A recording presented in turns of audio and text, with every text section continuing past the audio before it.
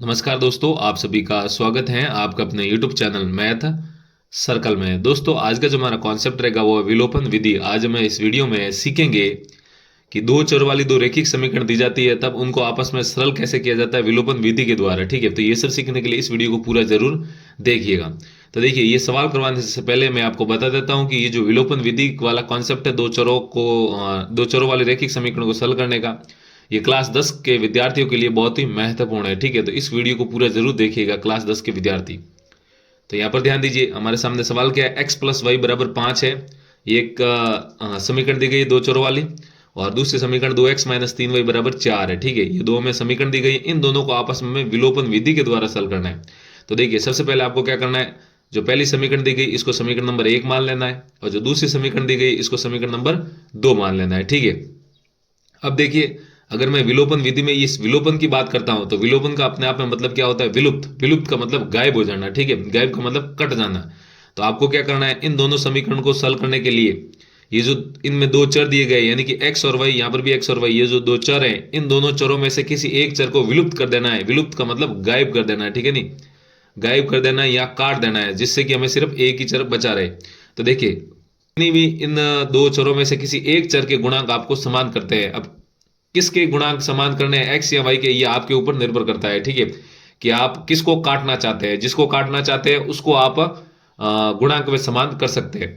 तो यहाँ पर वाई एक्स का गुणांक 1 है, यहाँ पर एक्स का गुणांक 2 है, तो मैं क्या करता हूँ, इस एक्स के गुणांक को ही समान कर देता हूँ। ठीक है, तो एक्स का गुणांक 2 है और ये 1 है, तो मैं इस एक्स का गुणांक को 2 बनाने की कोशिश करता हूँ। तो यहाँ पर 1 लिखा है, तो 1 को 2 कैसे बनाएंगे, हम 2 से गुणा कर देंगे।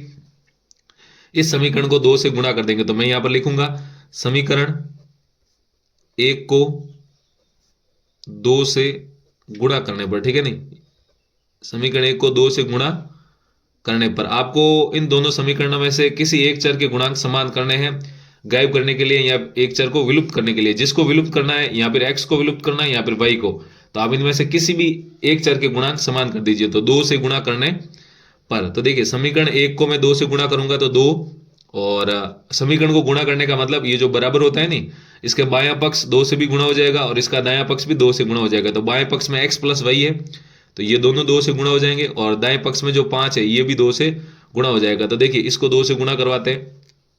2 को x से गुणा करेंगे 2x, प्लस 2 को y से गुणा करेंगे 2y। ठीक है, बराबर में 5 गुणा 2 कितना हो जाएगा आपका, 10 हो जाएगा। ठीक है, तो यहां पर आप देख सकते हैं समीकरण नंबर 2 एक थी, एक में हमें 2 से गुणा करा दिया। ये देखिए, समीकरण 1 को 2 से गुणा करना कराने पर ये हमारी समीकरण प्राप्त हुई।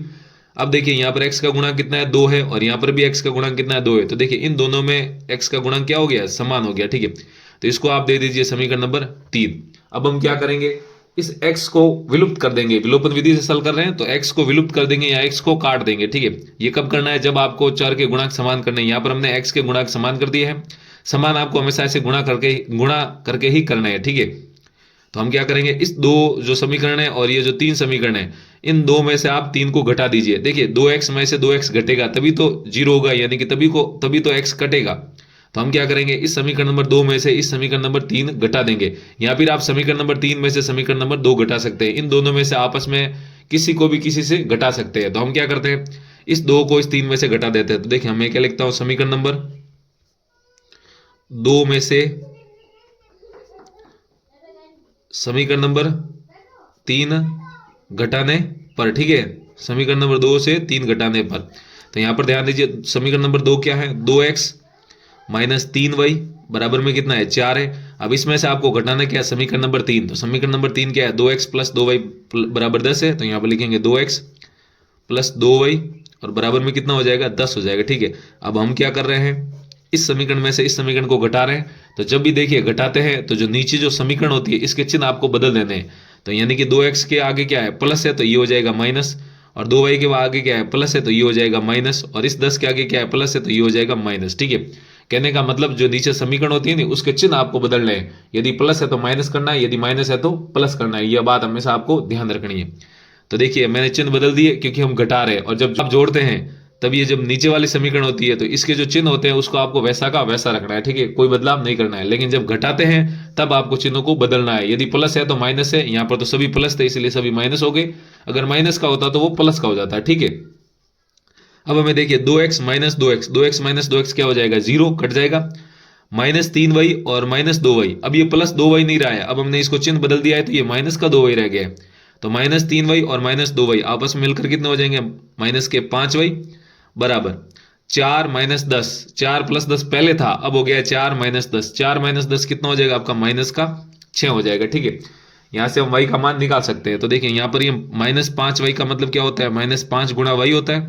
हमें y का मान चाहिए तो ये गुणा में -5 है, भाग में चला जाएगा तो y बराबर कितना हो जाएगा, -6 बटा -5 हो जाएगा। ठीक है, अब ये माइनस से माइनस तो कट जाएगा यानी कि प्लस हो जाएगा, तो y का मान कितना आ जाएगा, यहाँ से 6/5 आ जाएगा। और यही क्या है, हमारा आंसर है। तो आप कह सकते हैं इस प्रकार आप विलोपन विधि के द्वारा सरल करके y का मान निकाल सकते हैं, किसी एक चर का मान निकाल सकते हैं।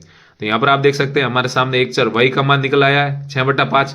अब आपको x का मान निकालना है। यहाँ पर ऊपर देखिए नहीं, हमें दो समीकरण दी गई थी, दो चर वाली, जिसमें x और y दो विलुप्त थे, दो गायब थे।